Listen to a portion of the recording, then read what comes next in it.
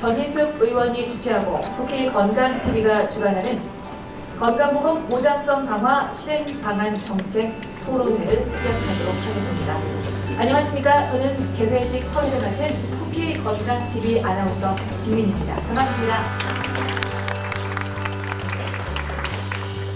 네, 자, 토론회에 앞서 주제 발표가 있겠습니다. 자, 주제 발표를 해주실 서울대학교 의과대학 의료관리학교실의 김윤 교수님을 소개합니다. 큰 박수로 맞아 주십시오.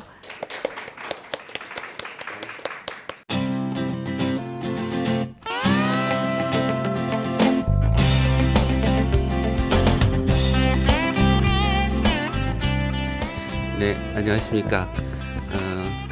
소개받은 서울대 의료관리학교실의 김윤입니다.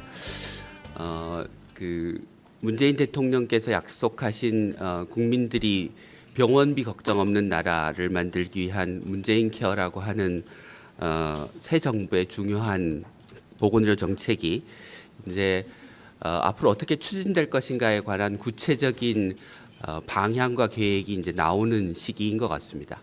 이런 시기에 국회에서 이렇게 중요한 자리를 마련해서 사회적 합의를 도출하기 위한 계기를 가질 수 있게 된 데 대해서 저 개인적으로 굉장히 큰 의미가 있는 토론회라고 생각합니다.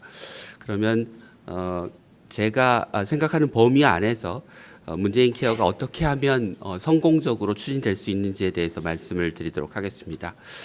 먼저 성공 전략에 대해서 말씀드리기 전에 여러분 잘 아시겠지만 문재인 케어가 제한되게 된 배경에 대해서 말씀드리도록 하겠습니다.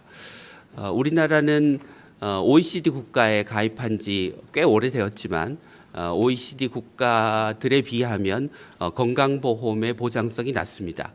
우리나라의 건강보험의 본인 부담률은 36%, 37%쯤에 해당하고 이것은 평균 한 19%쯤에 해당하는 OECD 국가의 거의 2배 수준에 달합니다. 이렇게 국민들이 직접 내야 되는 의료비의 부담률이 높으니 의료비 때문에 빈곤층으로 전락하는 국민이 전체 가구의 2.5%, 약 44만 가구 정도에 해당하게 됩니다. 그러니까 많은 국민들이 질병으로 인해서 생기는 소득의 감소와 병원비 부담 때문에 빈곤층으로 전락하는 일이 계속해서 벌어지고 있습니다. 그런데 우리 정부는 지난 10여 년간 건강보험의 보장성을 강화하기 위해서 적지 않은 돈을 투자했습니다. 적게는 몇 천억에서 많게는 몇 조, 누적으로 따지면 20조가 넘는 돈을 지난 정부들에서 투자를 해왔는데 그럼에도 불구하고 건강보험의 보장성은 크게 개선되지 않고 있습니다. 이렇게 건강보험의 보장성이 개선되지 않았던 이유는 정부가 건강보험의 보장성을 늘리는 만큼 또는 그 이상으로 비급여가 빠른 속도로 증가하는 비급여의 풍선 효과 때문입니다. 앞에 제가 말씀드렸던 것처럼 그림의 회색 라인은 아래에 있는 회색 라인은 전체 건강보험의 보장성의 강화고 위에 보이는 빨간색 선은 4대 중증 질환의 하나인 암 환자의 보장성의 강화입니다. 그리고 2005년부터 정부는 적지 않은 돈을 건강보험에 투자했음에도 불구하고 보시는 것처럼 보장성은 크게 강화되지 않고 있습니다. 보장성이 강화되지 않고 있으니 국민들이 의료비 때문에 빈곤층으로 전락하는 비율을 나타내는 재난적 의료비의 경험률은 계속해서 올라가고 있습니다. 왼쪽에 보시는 대부분의 OECD 국가들은 재난적 의료비 비율이 0%이거나 아니면 기껏 해봐야 2%를 넘지 않는데 우리나라는 오른쪽 4개 막대 그래프에서 보시는 것처럼 2000년에 1.6%이던 것이 2015년에는 4.5%까지 증가해 왔습니다. 그러니까 한편으로 정부가 계속 보장성을 강화하기 위해서 많은 돈을 들여왔음에도 불구하고 오히려 역설적으로 의료비 때문에 빈곤층으로 전락하는 국민은 늘어가고 있는 상황이 계속해서 벌어지고 있고 그 원인의 근본 원인은 비급여 진료비의 증가에 있다고 하는 것입니다. 그래서 이번 정부에서 문재인 케어라고 하는 새로운 보장성 강화 정책을 통해서 비급여를 전면 급여화한다고 하는 계획을 내놓게 된 것입니다. 문재인 케어는 향후 5년간 향후 5년간이 아니죠. 작년에 5년간이었으니까 이제 4년간 앞으로 4년간 30.6조를 투자해서 의학적으로 필요한 모든 비급여를 해소하고 그 과부담 의료비, 높은 수준의 의료비에 대해서 건강보험 보장성을 강화하는 본인부담금 상한제나 재난적 의료비 지원제도 같은 것들을 통해서 보장률 70%와 의료비 때문에 빈곤층으로 전락하는 국민을 최대한 줄여나가겠다는 목표를 세웠습니다. 이런 문재인 케어를 성공시키기 위해서 첫 번째 중요한 전략은 재원을 조달하는 것입니다. 정부는 건강보험의 누적 흑자 21조 중에서 한 10조 정도를 쓰고 보험료를 올려서 나머지 한 10조 정도를 15조 정도를 조달하고 국고 지원을 늘려서 5조를 더 늘려가지고 30조를 조달하겠다는 계획을 세웠습니다. 그래서 보시는 것처럼 최근 10년간 보험료 평균 증가율 3.2%를 늘리면 우리가 5년간 15조 정도를 조달할 수 있을 것으로 예상이 되고 누적 적립금 10조에 국고보조금 증액을 통해서 5조 정도를 추가로 활용하면 최소 30조 정도가 조달이 되고 국민들의 소득 증가나 보험료 부과체계 개편들을 통해서 보험료 수입이 늘어나는 자연 증가분까지 고려하면 최대한 80몇 조까지를 아마 조달할 수 있을 것이라고 생각합니다. 이제 그런데 문제는 작년에 결정한 보험료율이 이 3.2%라는 목표치에 도달하지 못했고 정부의 일반 예산에서 건강보험으로 지원되는 국고보조금도 역시 정부가 공약에서 약속한 수준을 에 이르지 못했습니다.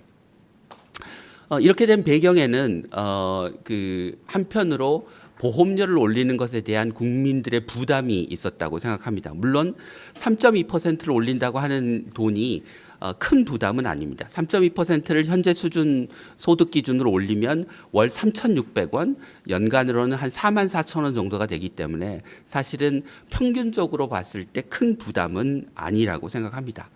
그런데 이제 최근에 이루어진 한 설문조사에 의하면 국민들이 원하는 건강보험의 보장률은 75.9%인데 반해서 문재인 케어에 찬성한다고 하는 국민이 한 60%쯤 되는데 실제로 건보료를 추가로 내겠다고 하는 국민은 전체의 4분의 1인 25% 정도에 불과했습니다. 그러니까 높은 보장성을 국민들이 원하긴 하는데 보험료를 더 부담할 의도는 현재 높지 않은 수준입니다.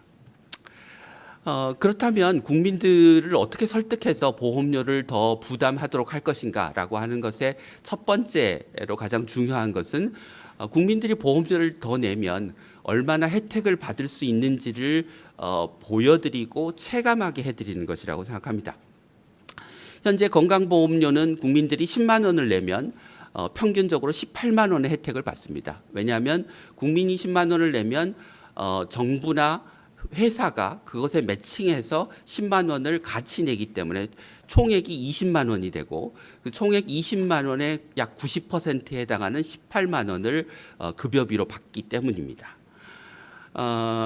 그런데 국민들은 보험료는 건강보험료는 낼 의사가 그렇게 높지 않다고 얘기를 하지만 다른 한편으로 민간보험료는 가구당 평균 29만 원을 내고 있습니다. 건강보험료가 10만 원이니까 민간보험료로 약 3배 정도를 부담하고 있는데 민간보험료 10만 원을 내면 국민들이 받는 혜택은 약 7만 원 정도에 불과합니다. 그러니까 건강보험료 10만 원 내고 18만 원 혜택을 받는 데 반해서 민간보험료 10만 원을 내고 7만 원 혜택을 받으면 건강보험이 약 2.6배 더 유리한 투자인 셈이 되는 것입니다. 더군다나 건강보험은 사회적인 연대, 그러니까 약자를 도와주는 방식에 따라서 만들어진 프로그램이기 때문에 저소득층과 그 중증 질환자에 훨씬 더 유리한 구조를 가지고 있습니다. 이런 사실을 국민들에게 더 많이 알려서 널리 알려서 국민들이 보험료를 기꺼이 내도록 하는 게 중요하다고 생각합니다.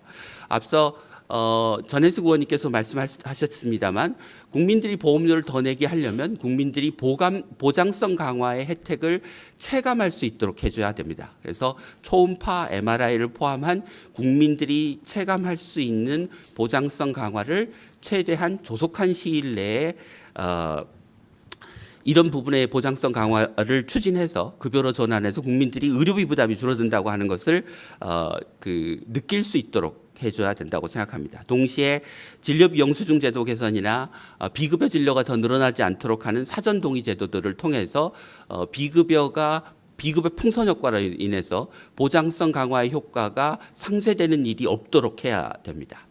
동시에 민간 보험료를 내는 것보다 건강 보험료를 내는 게 훨씬 더 유리하다고 하는 것 사실을 국민들에게 알리기 위해서 민간 의료보험의 급여비에 대한 공시제도 같은 것을 저는 도입할 필요가 있다고 생각합니다. 동시에 실손보험료 보험제도를 개편해서 건강보험료를 더 내는 것보다 더 많은 실손보험료를 줄이는 혜택을 국민들이 체감할 수 있도록 해줘야 된다고 생각합니다. 두 번째 성공 전략은 비급여 진료를 급여로 전환하면 이제 비급여의 관행 수가가 원가 기반 수가로 떨어지게 되고 결국은 의료기관의 수입이 그에 따라서 감소하기 때문에 의료기관의 수입을 적정 수준으로 보상해주기 위한 수가 인상이 필요하고 이와 연계하여 전달체계 개편이 필요하다고 생각합니다. 왜 전달체계 개편이 필요한지에 대해서는 뒤에 다시 설명을 드리도록 하겠습니다. 이제 보시는 것처럼 이 오렌지색 사각형이 건강보험 급여비라고 한다면 현재 건강보험의 원가 보존율은 약 한 87%쯤 되고 이게 그렇기 때문에 100% 이하이기 때문에 의료기관이 건강보험 진료를 할수록 일정 부분의 손실이 발생하고 이 손실을 메꾸기 위해서 의료기관들은 비급여 진료를 해왔습니다. 이게 비급여 풍선 효과의 원인이 되는 부분입니다. 그래서 문재인 케어에서 비급여를 전면 급여화하면 의료기관들이 기존의 비급여 진료를 통해서 어떤 수익을 수가 인상을 통해서 정상적인 급여 진료를 통해서 수익을 얻도록 전환하는 소위 선순환의 구조가 만들어질 수 있게 됩니다. 수가를 구조적으로 선별적으로 올려서 전달 체계를 개편하고 1차 의료를 강화할 수 있는 방식으로 올려야 된다는 것입니다.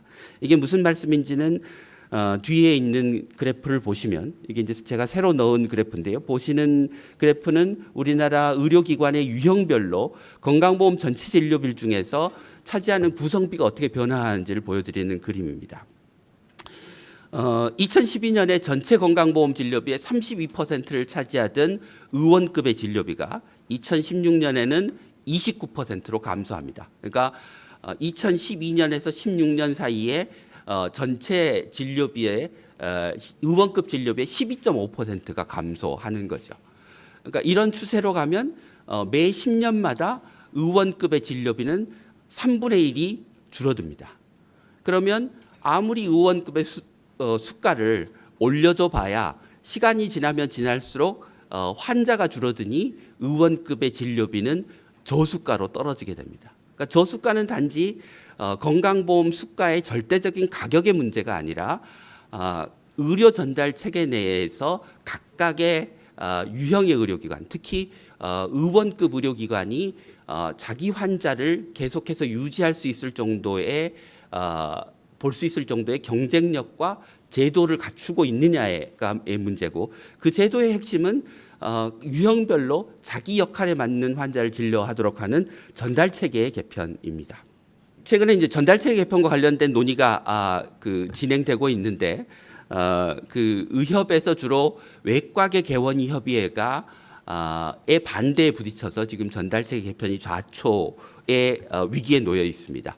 의원급 의료기관이 계속해서 병원 2차급 의료기관과 중복되는 기능을 갖도록 허용해 주는 것이 국민들이 양질의 의료 서비스를 받도록 하는데 또 입원실과 수술실을 유지하는 비용을 고려할 때 전체 시스템의 효율성 측면에서 또 의료기관 간의 기능 중복과 무한 경쟁을 해소해서 상호 분화 발전할 수 있도록 만들어주는 데 있어서 이것은 어떤 측면에서도 도움이 되지 않는 주장입니다. 그래서 의료전달체계 개편은 현재 외과계 개원이 협의회의 반대에 부딪혀 있지만 외과계 개원이 협의회의 요구 사항을 들어주는 것이 사회적인 측면에서나 국민들에게나 의료계 심지어 의료계에도 바람직한 대안이 아니라는 점을 말씀드리고 싶습니다.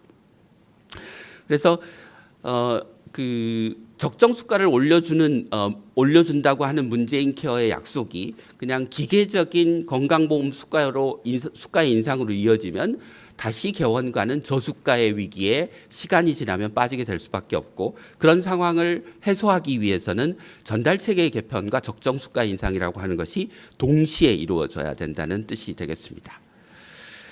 뒤에 전달체계를 어떻게 개편할 것인가에 대해서는 시간 관계상 자료집을 봐주시면 감사하겠습니다. 그러니까 기본 의도는 1차 진료기관은 경증의 외래를 볼 때 수가를 올려주고, 2차 진료기관은 경증의 입원 환자를 볼 때, 3차 진료기관은 중증 환자를 볼 때 수가를 올려준다고 하는 것이 기본 프레임이고, 우리나라의 의료기관들을 그 1차, 2차, 3차로 구분하되 예전과 다른 점은 현재 입원실과 수술장을 갖추고 수술을 하는 외과계 의원들은 2차로 분류해서 실제로 안전한 수술, 안전한 입원 환자 진료를 할 수 있도록 하는 쪽으로 분화 발전시킨다고 하는 게 기존 내용과 다른 부분이 되겠습니다. 세 번째 성공 전략은 의료비의 관리에 관한 것입니다. 그래서 12.1조라고 하는 비급여 중에 이제 의학적으로 필수적인 부분들을 급여로 전환하기로 약속을 했는데, 이렇게 비급여를 급여로 전환하는 데 들어가는 돈은 약 한 20조 부근이 될 것으로 생각하고, 문재인 케어가 약속한 다른 본인부담금 상한제나 노인이나 임산부 어린이에 대한 보장성 강화 등을 고려하면 30.6조라고 하는 재정 내에서 감당 가능할 것으로 추정은 됩니다.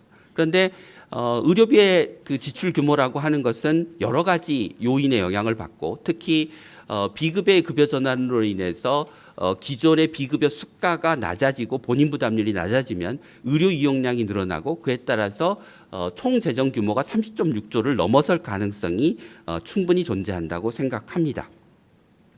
그렇기 때문에 의료비가 어떤 부분에서 얼마나 늘어나는지를 아주 정밀하게 모니터링하는 모니터링 시스템을 구축하는 것이 중요한 대응 방안이겠지만, 보다 근본적으로는 우리나라가 가지고 있는 소위 박리담회의 의료제도, 그러니까 건강보험 수가가 낮은 것을 소위 의료 서비스의 제공량, 과잉 진료를 통해서 메꿔오는 의료기관의 대응 방식, 전체 의료 체계의 체질을 바꾸는 쪽으로 전체 시스템을 바꿔 나가야 된다고 생각합니다. 그러니까 여기 보시는 것처럼 이 아랫부분이 적정 의료 이용량이라고 한다면, 현재 우리나라 의료 체계에서 제공되는 의료 서비스의 제공량은 아마 미루어 짐작컨대 적정 의료 이용량이 한 1.5배쯤 될 것이고, 그런 제공량을 늘려서 의료기관은 이윤을 확보하는 방식으로 운영되어 왔습니다. 그런데 이런 체계를 의료 이용량은 줄이되 의료기관의 적정 수준의 이윤을 보장해주는 방식으로, 소위 가치에 대한 보상 방식으로 전체 시스템을 전환해 나가야 될 필요가 있다고 생각합니다. 구체적인 방안은 오늘 시간이 없어서 말씀드리지 못하지만 다음에 기회가 있으면 또 말씀을 드리도록 하겠습니다.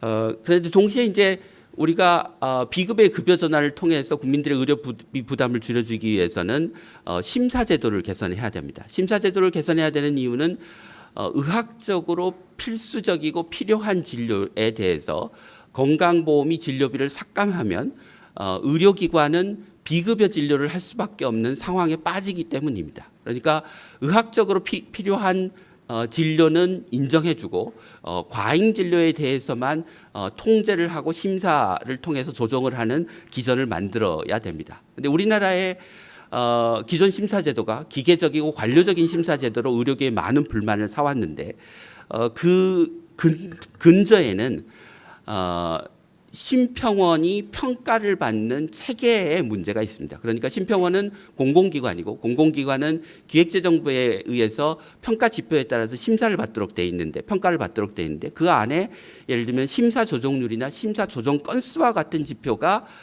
심평원의 평가 지표로 들어가 있습니다. 그러면 심평원 입장에서는 심사를 통해서 조정을 더 많은 진료비를 조정해야 되는 압박에 시달리게 되고 기계적이고 관료적인 심사를 할 수밖에 없는 제도적인 환경에 놓여 있다는 것입니다. 동시에 현재의 기계적인 급여 기준을 의학적인 근거에 따른 임상 진료 지침으로 대체하고 심사의 방법과 내용들을 심평원이 자의적으로 하지 못하도록 구체적인 내용을 법령에 명시하는 방식을 개선이 동시에 필요하다고 생각합니다. 핵심은 이것입니다. 핵심은 기존의 관료적인 기준에 의한 기계적인 심사를 의학적인 근거에 따른 전문가 중심의 유연한 심사 체계로 전환하자고 하는 것이고 이것이 한편으로는 보장성 강화, 다른 한편으로는 우리나라 의료 시스템을 효율적이고 양질의 시스템으로 만드는데 기여할 수 있다고 생각합니다. 끝으로 드리고 싶은 말씀은 문재인 케어가 성공적으로 정착 실행되기 위해서는 한편으로는 의료계 협조도 필요하지만 다른 한편으로는 국민과 환자를 포함한 우리 사회의 모든 구성원들의 협조가 필요합니다. 이런 사회적인 합의를 도출해내기 위해서 저는 문재인 케어 위원회라고 하는 것을 만들어서 문재인 케어의 실행 과정 속에서의 중요한 정책 사항을 이 위원회를 통해서 결정해 나갔으면 좋겠다고 생각합니다. 제가 앞에서 의료 전달 체계 개편이 좌초될 위기에 놓여 있다라고 말씀을 드렸는데 문재인 케어의 내용이나 의료 전달 체계 개편안에서 제시하고 있는 내용은 사실은 기존의 대통령 선거가 끝난 이후에 의사협회가 정부에 해달라고 요구했던 그 요구 사항과 사실은 하나도 다르지 않습니다. 사실 거의 대부분 똑같은 내용입니다. 그런데 현재 문재인 케어와 의료전달 체계 개편안이 실행되면 마치 의료계가 망하고 개원가가 망할 것처럼 이야기하는 것은 현재 의협회장 선거와 이것이 맞물려 있기 때문입니다. 영화 강철비를 보셨는지 모르겠지만 그 안에 정우성 씨가 이런 대사를 합니다. 분단 국가의 국민들은 분단 그 자체보다 분단의 정치적 이득을 위해 이용하는 자들에 의해서 더 고통받는다라고 이야기합니다.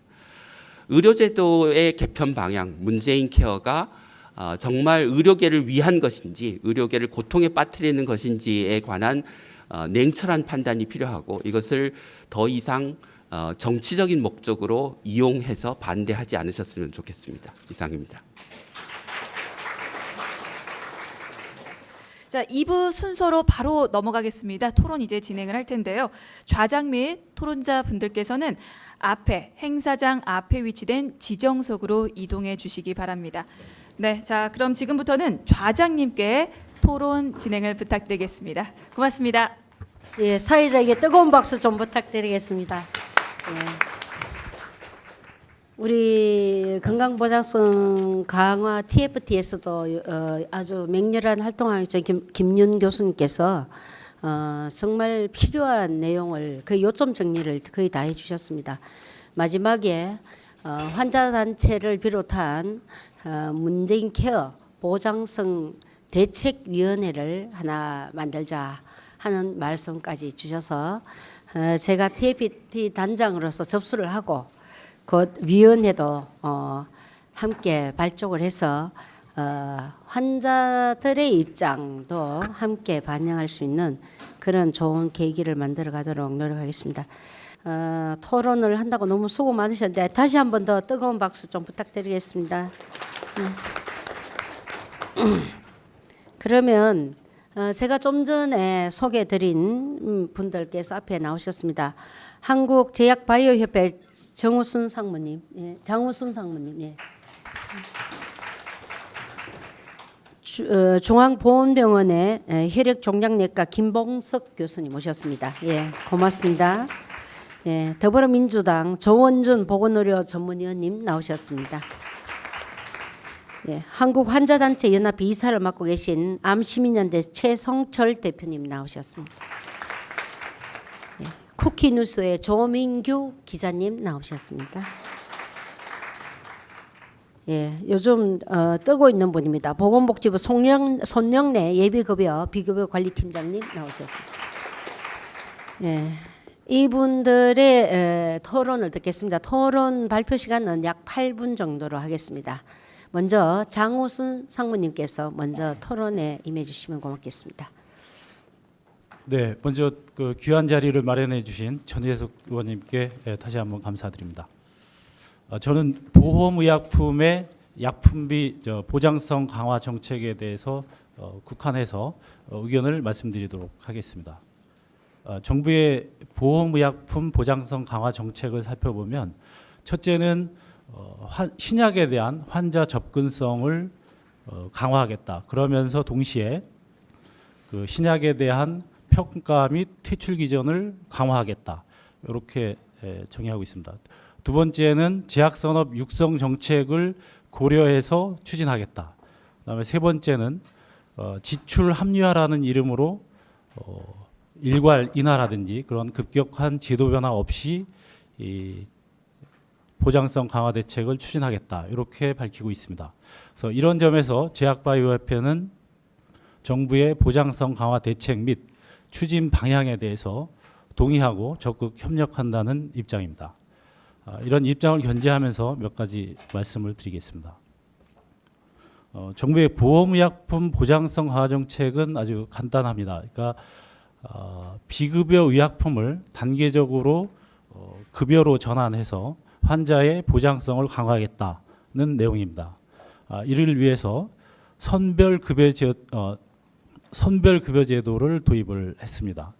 그렇게 해서 환자들이 부담하는 본인 부담률을 30%, 50%, 80% 이렇게 탄력적으로 적용을 해서 비급여권에 있는 보험의약품을 급여권으로 끌어들이겠다 하는 내용입니다. 가장 우선에선 올해의 그 비급여 의약품, 그러니까 기준 비급여 의약품입니다. 그래서 특정 질환이라든지 횟수 이런 것들이 제한된 그런 의약품에 대해서는 우선적으로 올해 비급여 급여할 수 있는 그런 방안을 실행 방안을 내놓겠다 하는 거고, 또 하나는 등재 비급여 의약품인데요. 이 등재 비급여 의약품은 이미 그 급여권에 포함되지 않은 그런 의약품인데, 이런 비급여 의약품에 대해서도 보장성 강화를 하겠다. 다만 이거를 그 보장성 강화를 할 때에는 그 현재 의약품은 수가와 비슷하게 어쨌든 약가 협상을 통해서 등재를 하고 있습니다. 그래서 약가 등재 협상 과정에서 협상력이 약화되지 않는 그런 그 방안을 마련한 뒤에 추진하겠다, 이렇게 밝히고 있습니다. 그래서 이런 그 전체적인 보험의약품의 보장성 강화 정책과 관련해서 두 가지를 좀 말씀드릴 수 있을 것 같습니다. 현재 발표된 그 물론 기준 비급여에 대한 보장성 강화 대책에 대한 실행 방안도 나오지 않았지만, 그 비급여 의약품을 어떻게 급여할 것이냐는 것도 아직 그 구체화되지 않은 그런 상황입니다. 좀 더 나아가면 현재 환자 단체나 이런 데서 요구하고 있는 그런 항암제나 희귀약품에 대한 그 신속 등재 방안, 이런 부분도 좀 빠져 있는 그런 상황들입니다. 그래서 보험의약품의 보장성 강화 정책과 관련해서 정부와 제약계 그리고 이해관계자가 포함된 그런 그 협의체를 구성해서 그런 보험의약품의 보장성 강화 실행 방안을 마련하는 것이 좋겠다. 그래서 협의체 구성을 제안드리는 바입니다. 두 번째는 그 환자의 접근성 강화를 위해서 현재 그 제도적으로 시행하고 있는 위험 분담 제도, 특히 RSA라고 표현을 하고 있는데요. 위험 분담 제도를 좀 더 확대 적용할 수 있도록 하자는 제안을 드립니다. 현재 위험 분담 제도는 그 대체약제가 아예 없거나 희귀약품이라든지 이런 그 특정한 약제에 대해서 적용을 해서 공단과 협상을 통해 등재가 되고 있는 그런 상황입니다. 다만 이런 과정에서 상당 부분 그 접근성이 향상되는 그런 제도적 효과는 있었지만 또 하나의 문제는 현재 그 가격 협상 과정에서 여러 그 몇 차례의 경험을 한 바 있지만 좀 협상 과정에 순탄치 않은 그런 것들이 있습니다.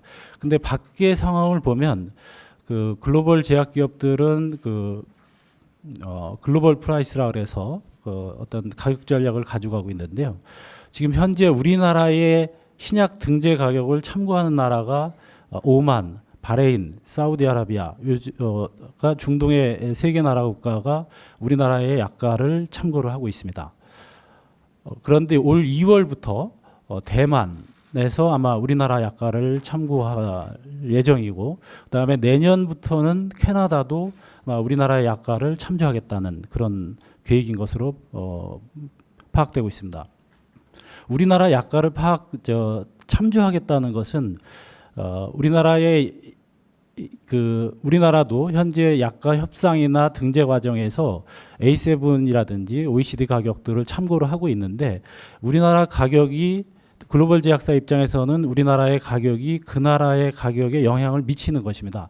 그러다 보니까 전체적으로 OECD 대비 이 우리나라의 신약의 가격은 다소 낮은 것으로 그렇게 밝혀지고 있습니다. 물론 논란의 여지는 있지만 어쨌든 전체적으로 연구한 그간의 연구 결과나 이런 것들을 봤을 때 우리나라의 신약의 가격이 이 다른 OECD 국가에 비해서 다소 낮다는 것은 좀 일관된 연구 결과인 것 같습니다. 그런 측면에서 우리나라의 신약 가격이 다른 나라에 하는데 신약에 출시하는데 영향을 미치기 때문에 이런 부분에 있어서 우리나라 제약 시장은 글로벌 제약기업 입장에서는 한 1% 정도 내외가 되고 있습니다. 그런 1% 내외의 시장에 먼저 출시를 하게 되면 다른 나라의 후속으로 들어갈 시장이 큰 나라의 가격이 영향을 받기 때문에 어쨌든 가격을 빌미로 어쨌든 한국에서의 출시 이런 것들, 등재 이런 것들이 좀 지연되거나 포기하는 그런 사례가 있을 것이다.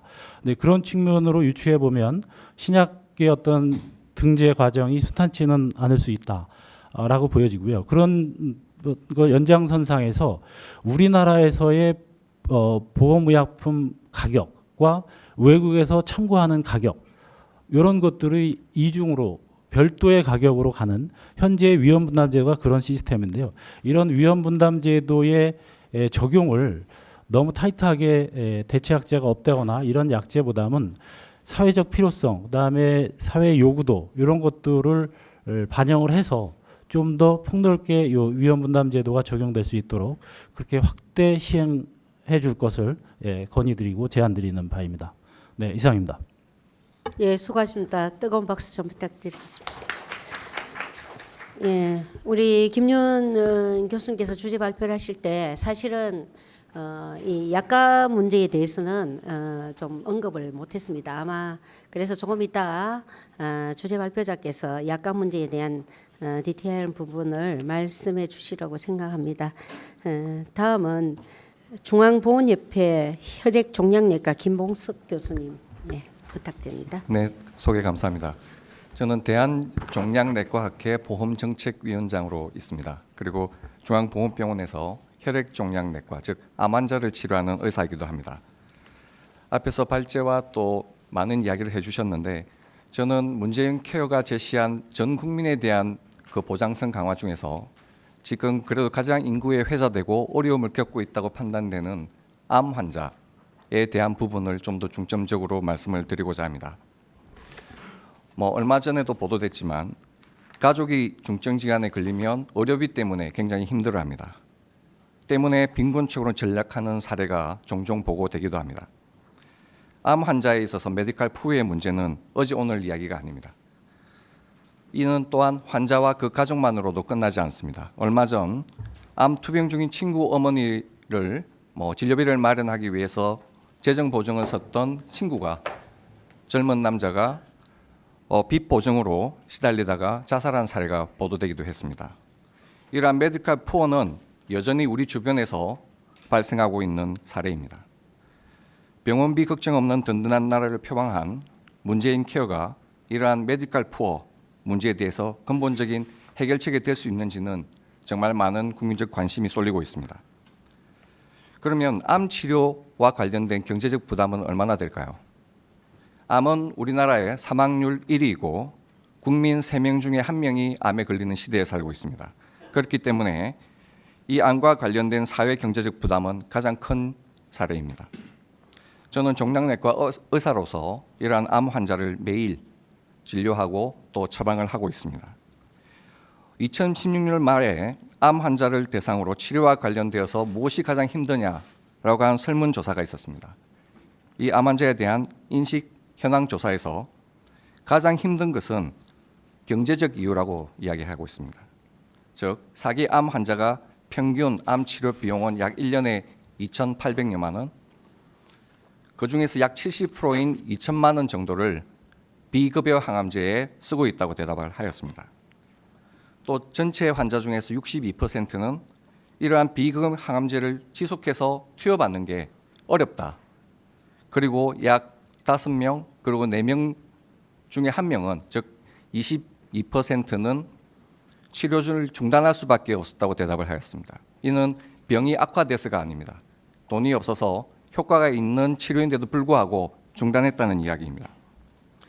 병원비 걱정 없는 문재인 케어에서 이러한 비급여 약제에 대한 대책을 실질적으로 얼마나, 그리고 얼마나 신속히, 또 얼마나 피부에 와닿게 세우느냐가 관건이라고 할 수 있겠습니다.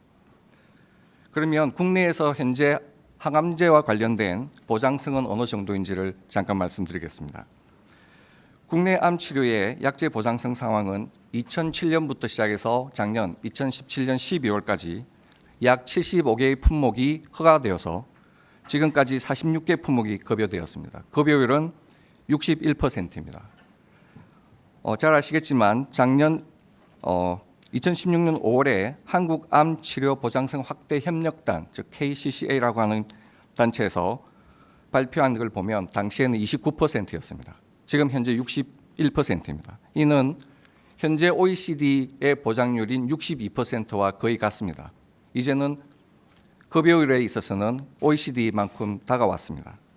그럼에도 불구하고 그럼 뭐가 문제이나, 국내에서 항암 신약이 보험이 등재되기까지의 시간을 보면 2015년, 16년 5월에 발표할 때는 601일이었습니다. 많은 논란이 되었는데 지금 확인된 것은 748일입니다. OECD 245일에는 3분의 1 정도의 수준밖에 되지 않습니다. 이거는 아마도 문재인 케어가 되고 나서 그동안에 안 돼 있던, 급여가 안 돼 있던 약제들이 한꺼번에 급여화되는 것과 관련이 있을 것입니다. 그럼에도 불구하고 이만큼 긴 거는 문제가 있다고 생각이 됩니다. 그다음에 항암제에 대한 재정 지원 규모를 보면 국민건강보험공단에서 약제 비출혈 현황을 봤을 때 전체 항암제의 비중은, 전체 약제분의 항암제에 대한 지출 비중은 약 9%입니다.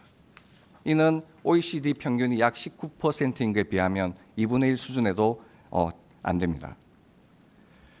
그러면 문재인 케어에서는 어떤 걸 제시하고 있는지 보겠습니다. 지난 8월에 발표된 문재인 케어의 로드맵을 보면 약제 보장성 방안에서 앞에서도 여러 번 언급이 되었는데 선별급여, 예비급여를 통해서 약제 보장성을 확대하겠다고 밝혔습니다. 그리고 복지부의 국회 업무 보고에 따르면 약제 선별급여와 그다음에 수술 치료 재료에 대해서 예비급여를 다음 5년간 약 11조를 투자하겠다고 발표를 하였습니다. 그럼에도 불구하고 실제 이러한 약제에 대해서는 어느 정도가 투입되는지 구체적인 계획은 아직까지 없습니다. 올해부터 이제 선별급여 적용 시스템과 관련된 규정이 개정안이 이제 적용되면서 소위 약제 평가 시민을 그치지 않고 암질환 시민의뢰를 통해서 선별급여로 이제 할 수 있게 될 것입니다.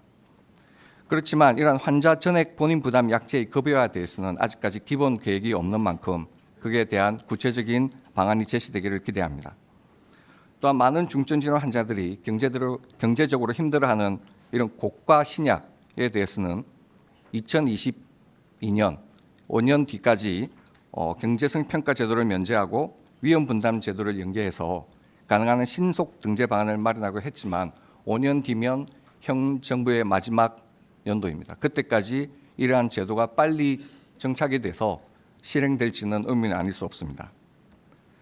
이와 같이 살펴본 내용을 바탕으로 국내 암 치료 보장성을 강화하고 그다음에 암 환자의 메디컬 푸어 전략을 해결하기 위해서는 OECD 평균에 거의 도달한 급여율을 계속 유지하고 또한 급여화되는 기간을 단축시킬 필요가 있다고 생각을 합니다. 그리고 전체 약제 관련 지출 중에서 항암제에 대한 보다 많은 투자가 되기를 기대합니다. 또 기존 약가 제도상에서는 비효 효과성이 입증이 어려운 항암제의 특성을 반영한 다양한 약가 제도의 도입이 필요하고 예를 들면 선등재 후 평가의 제도를 도입하는 것도 하나의 방안이 될 수 있겠습니다. 앞에서도 잠깐 우리 장우순 상무님께서 위험분담제 도입에 대한 이야기를 하셨는데 2013년 12월 위험분담제가 도입된 이후에 실제 항암 신약 급여율은 연평균 4배 이상 증가된 걸 확인할 수 있습니다. 그만큼 이러한 제도를 도입하고 효율적인 위험분담 제도가 도입이 된다면 훨씬 더 항암 신약에 대한 접근성을 강화할 수 있을 것으로 생각합니다. 끝으로 현 문재인 케어에서 제시된 고가 항암 신약의 보장성 강화를 위한 대책들이 오늘 논의된 이후에 하루속히 제도권에서 포함되기를 기대하고 또 향후 문케어에서 제시된 정책 방향이 오늘 논의된 내용을 바탕으로 또 반영이 돼서 약속한 국민 모두가 오리비 걱정이 없는 자유로운 나라, 어떤 질병에도 안심하고 치료받을 수 있는 나라가 반드시 이루어지길 기대합니다. 감사합니다. 예, 큰 박수 좀 부탁드리겠습니다. 아주 필요한 지적을 많이 해주셨습니다.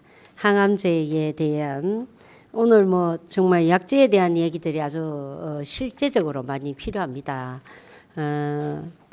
조금 있다가 복지부와 우리 김윤 교수님께서 이 부분에 대한 충분한 답변을 좀 부탁드리는데 정말 빨리 등재도 돼야 되고 또 위험부담제를 도입해서 환자들 부담을 덜어주는 것이 가장 필요하다는 말씀이었습니다. 다음은 조원준 전문위원께서 말씀해 주시죠. 예, 방금 소개받은 더불어민주당 보건의료 전문위원 조원준입니다. 이미 기조 발제에서 이미 김규민 교수님께서 문재인 케어와 관련된 기본적인 맥락과 배경 이런 부분들은 잘 설명해 주셨습니다. 거기에 조금 보충을 해서 좀 설명드릴 필요가 있을 것 같은데요. 일단 보장성 강화 공약을 어쨌든 당도 개입해서 이 당 정책위가 이 공약을 같이 설계하는데 참여했기 때문에요. 저희가 이 공약을 어떤 프레임으로 만들었는지를 한번 또 설명드리는 것이 또 이 정책을 이해하는 데 도움이 되시지 않을까 싶은데요. 한 7개 맥락 정도로 좀 쉽게 설명할 수 있을 것 같습니다. 저희는 이걸 이제 문재인 케어를 이해하기 위한 키워드 이런 개념으로 좀 설명하는데요. 첫 번째는 일단 건강보험 보장성 강화 방안이라는 건 갑자기 등장한 정책이 아니라 공적보험의 일관된 방향성에 기초하고 있다라는 겁니다. 그래서 이게 뭐 저희 당 입장에서만 보자면 처음 나온 게 아니라 2012년 대선에서도 잘 아시다시피 본인부담 상한제와 함께 핵심 공약으로 제시된 바 있습니다. 박근혜 정부에서도 4대 중증질환을 기조로 해서 중증질환 보장성 확대가 계속 추진됐습니다. 이번 대선에서도 작년 대선에서도 모든 야당이 건강보험 보장성 확대를 공히 약속했습니다. 특히 자유한국당도 대선 공약에 대선 공약집에 예비급여 제도를 도입하겠다는 부분들을 명시적으로 제시한 바 있습니다. 그래서 이게 공적보험의 일관된 방향성이다라는 부분들을 전제로 이해하셔야 될 것 같고요. 두 번째는 문재인 케어 특징은 어떤 완성된 어떤 제품, 어떤 이 완성품이라는 개념이 아니라 프로세스라는 개념으로 좀 이해하셔야 된다라는 겁니다. 그러니까 모든 비급여를 일시에 전면 급여화하는 것은 불가능합니다. 다만 서두에도 밝혔듯이 의학적 필요성이 인정되는 비급여의 전면 급여화의 과정을 지속화시킨다라는 프레임으로 이해하셔야 될 것 같고요. 여기에는 뭐 신의료 기술이든 신약이든 이게 급여화를 계속 추진하는 절차와 프로세스를 어떻게 만들 것이냐라고 하는 부분이라고 이해하시는 게 좋을 것 같습니다. 세 번째의 키 포인트는 정부가 일방적으로 확정해서 추진할 수 있는 정책이 아니라 거버넌스를 통한 사회적 계약의 형태를 띠고 있다는 겁니다. 일단 공급자는 적정 수가와 적정 서비스 제공을 약속해야 되는 거고요. 가입자는 적정 부담과 합리적 의료 이용을 전제로 해야 됩니다. 정부는 적정 급여 체계, 또 합리적 전달 체계, 또 재정의 지속 가능성을 확보하는 각자의 역할과 책임을 나누고 이것에 대한 사회적 계약을 통해서 이루어진다라고 이해하는 게 이해를 하셔야 될 것 같고요. 네 번째 프레임은 대통령께서 계속 강조하셨습니다만은 적정 부담, 적정 수가, 적정 급여라고 하는 선순환 구조를 제시하고 있다라는 겁니다. 그래서 저수가 체계의 구조적 모순에서 결국 비급여의 풍선 효과가 발생했다라고 하는 것이기 때문에요. 어찌됐건 급여를 확대하려면 적정 부담, 또 거기에 맞는 수가의 구조, 또 급여에 대한 범위 확정 이런 부분들이 같이 맞물려서 진행되는 선순환 구조를 전제로 하고 있다라고 이해하시면 될 것 같고요. 다섯 번째 프레임은 전달 체계 개편과 함께 병행 추진돼야 되는 정책이라는 겁니다. 병원급은 입원 중심으로 전환해야 되고 의원급은 외래 중심으로 경증 질환 중심으로 역할이 재정립돼야 됩니다. 그래야 과도한 의료 유형, 불필요한 의료 유형을 줄일 수 있고 또 쏠림 현상, 또 재정의 전도 현상을 좀 막을 수 있는 사전적인 전제가 완성이 되어야만 케어가 성공할 수 있다라고 하는 부분인 거고요. 그래서 지금 잘 아시다시피 비급여 급여화 부분과 관련된 의료계 협의가 진행되는 것과 한 축에서는 또 하나는 전달체계 개편을 위한 논의가 진행되고 있는 이유입니다. 문재인 케어를 이야기한 또 하나의 키워드 여섯 번째는 기본적으로 가격은 적정 가격을 보장하되 합리적인 양적 통제가 병행되어야 된다라는 겁니다. 그래서 어떤 그 서비스의 가치에 대한 적절한 보상 기준이 만들어진다라고 하는 전제에서 또 하나의 방향은 행위나 치료 재료보다는 의료 인력에 대한 가치의 제고 이쪽에다 방점을 두고 있다라는 거고요. 기존에 썼던 방식인 가격 통제적 기전을 좀 억제하고 상대적으로 양에 대한 지출 합리화를 어떻게 제고할 것이냐, 궁극적으로 퀀티티를 어떻게 퀄리티로 전환시킬 것이냐에 대한 방점을 두고 있다 이렇게 이해하시는 게 좋을 것 같고요.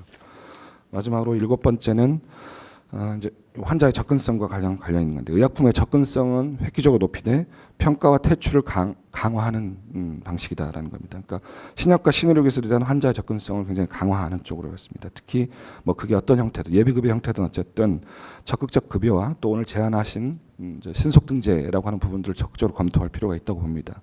이거는 접근성을 높이는 기전이죠. 동시에 뭐 경제성 평가를 포함한 사후 평가 기준을 굉장히 강화시켜야 되는 거고요. 그래서 이 진입 장벽은 낮추되 퇴출 기준은 강화하는 이 트랙이 만들어져야만 가능할 거다. 아니면 그 급여에 대한 접근성만 높이고 퇴출이 만들어지지 않을 경우에는 과연 그 제도가 지속 가능하느냐라고 하는 반문을 할 수밖에 없는 상황이니까 이 정도 7가지 정도로 아마 저희가 이해하는 프레임을 좀 설명을 드렸고요. 또 하나 측면 오늘 사실 그 토론회가 워낙 문케어를 중심으로 하는 핵심 쟁점 중에 하나니까요. 이 부분이 지금 논란이 되고 있는 부분이 의료계와 많이 논란이 되고 있어서 사실 뭐 임상 교수를 대표해서는 김봉석 교수님이 나와 주시긴 했습니다만은 저희는 이제 비대위나 의료 집행부 그러니까 의협 집행부 쪽에서 좀 나와 주셨으면 하는데 불참하셔서 제가 사실 오늘 이 자리에 참석하셨으면 그분들한테 여쭈고 싶은 게 있었는데요. 참석을 해주지 않으셔서 부득이하게 약간 공개 질의의 형식으로 좀 여쭐 수밖에 없는 상황입니다.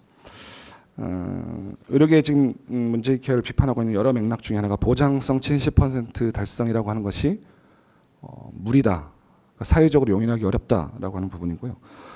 전달 체계 개편은 뭐 모르겠습니다. 결론이 무엇인지 모르겠지만 시기상조라는 개념이신지 아니면 동의할 수 없다는 건지 맥락이 정확하지 않아서 어쨌든 이 두 가지 맥락에 대해서 네거티브한 의견을 좀 제시하고 계시는데요. 사실 이게 대한의사협회가 지난 대선 앞두고 정치권에 제안했던 5대 핵심 정책 과제입니다. 원래는 24개, 27개 정도의 정책 과제가 있습니다만은 최종적으로는 5대 핵심 정책 과제라고 해서 각 정당 또 대선 후보에게 전달했던 내용이고 지금도 홈페이지에 게시되어 있습니다. 그런데 여기에 핵심 5가지 과제 중에서 1, 2번 과제는 1차 의료 육성, 2번이 의료 전달 체계 확립입니다. 5번이 건강보험 문제를 개선해서 국민의 의료비 부담을 경감하자는 내용입니다. 그러면 건강보험 보장성과 관련해서 이 제안된 내용들은 건강보험의 보장성을 선진국 수준인 70%로 확대하자라고 명시적으로 제안되어 있습니다. 70% 수준을 지금 비판하고 계시는데 그러면 지난 대선에서 각 정당, 각 후보에게 제안했던 보장성 70%라고 하는 요구사항이 도대체 어떻게 이해해야 되는지에 대한 답이 필요하지 않을까 싶은 거고요. 전달체계 개편과 관련해서도 지금 많은 반대 의견을 제시하고 계신데요. 의료계에서 제출하셨던 정책 제안 자체가 이렇게 되어 있습니다. 의원급 의료기관은 지역사회 중심의 경증 질환 위주로 외래 진료에 국한해서 병원은 고난이도 중증 질환 진료와 입원 진료에 전념할 수 있도록 구조를 바꿔야 된다라고 표현하셨어요. 그러니까 이런 부분과 관련된 논의를 사실은 이제 이거는 문科와는 무관하게 2016년부터 진행해왔던 2년간 가까이 진행해왔던 별도의 협의체에서 거의 결론이 나 있는 상황임에도 이 부분들을 합의하지 않고 있다라고 하는 부분들, 특히나 정치권의 이 부분들을 대선 공약으로 반영해달라, 정책에 반영해달라고 스스로 요구하셨던 사항을 부정하고 있는 사항에 대한 이 두 가지 문제에 대해 답변을 좀 해주실 필요가 있을 것 같습니다. 특히 이 70%와 관련된 부분들을 다시 이해하실 필요가 있는데 2014년도에 보장률이 62%였습니다.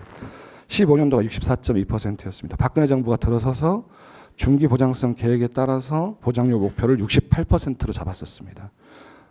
그렇다면 여기에 어태치돼서 문재인 케어가 완료되는 2022년 보장률 목표가 70%입니다. 결국은 중기 보장성 계획 플러스 2%를 2022년까지 달성하겠다는 목표인데 과연 이게 보장성 확대를 급진적으로 추진하는 것인지 이 또한 답을 해주셔야 될 것 같고요.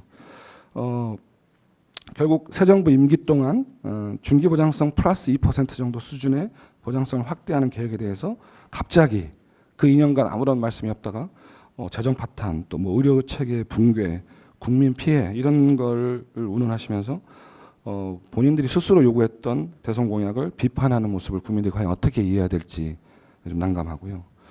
두 번째는 결국은 그렇게 해서 그럼 이 정도의 보장성을 그대로 유지하고 아무런 변화 없이 스테이 하자가 하고 요구하는 것이 진짜 요구 사항인지, 만약 그렇게 된다면 의료계가 현재 상황에 만족할 거고 국민 부담은 더 이상 늘지 않고 정부의 재정도 염려가 없을 것인지에 대한 답도 고민입니다. 두 번째는 전달체계 개편과 관련해서 한정된 의료 자원으로 효율적으로 의료 영위를 하자라고 계속 요구를 하셨음에도 불구하고 그 내용을 공약에 반영해달라고 요구했던 부분들을 이제 와서 다 전면 부정하고 있다라고 하는 부분들을, 그렇다면 지금처럼 대형 병원에 계속 외래 환자가 몰리게 하는 부분들을 유지하고 또 1차 의료기관은 제 기능을 상실하고 그 병원이 그러니까 동네 의원이 제 역할을 할 수 없는 상황에 지경에 이르렀는데 이 상황을 그대로 유지하시자는 건지에 대한 답도 사실은 공개적으로 좀 저는 듣고 싶습니다. 그러니까 토론과 병행해서 동시에 질문을 좀 드릴 수밖에 없었습니다. 이상입니다. 네, 맺힌 기 많은 것 같으니. 이제는 우리 최성철 우리 환자 단체 연합회 이사님께서 정말 국민들은 아픈 환자들은 뭘 정부에게 요구하고 있는가, 환자를 대표해서 토론해 주시면 고맙겠습니다. 작년 8월에 문재인 케어가 발표됐을 때 환자단체 연합회는 이미 그 취지나 목표에 공감하고 환영한다는 그런 의견을 밝힌 바가 있습니다. 중증 질환자나 그 가족이라면 누구나 바람하지 않는 그 병원비 걱정 없는 나라가 당장 만들어질 것 같아서 그런 게 아닙니다.